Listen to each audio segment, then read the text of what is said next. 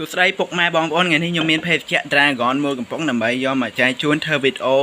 ដើម្បីធ្វើជារង្វាន់តាព្រោះអីវីដេអូរបស់ខ្ញុំលើកទី1សម្រាប់ខ្ញុំ Dragon លើកទី1គឺខុស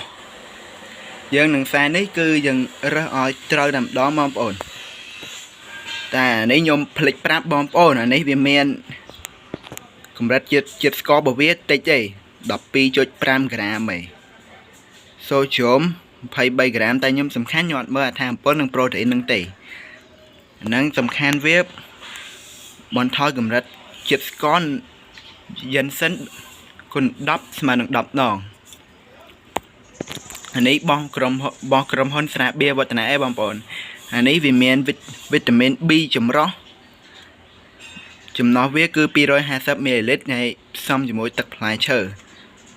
សំខាន់យើងឲ្យត្រូវរង្វាន់យើងមើល4សញ្ញានេះសញ្ញាទី1គឺសញ្ញាសាច់ដុំសញ្ញាទី2គឺសញ្ញាខួរក្បាលសញ្ញាទី3គឺសញ្ញា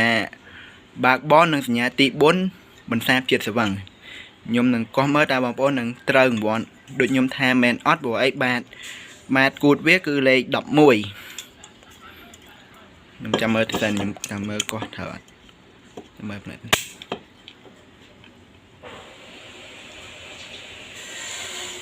ចេញបងប្អូនទេបាទ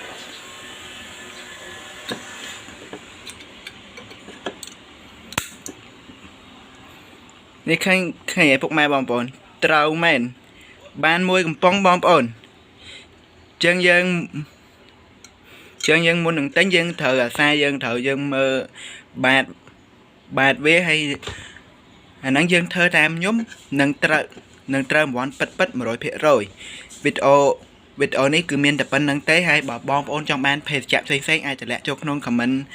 ម្នាក់មួយផងបើបងប្អូនខមមិនពាក្យល្អបងប្អូនហ្នឹងហើយបងប្អូនវីដេអូនេះមានតែប៉ុណ្្នឹងទេបើ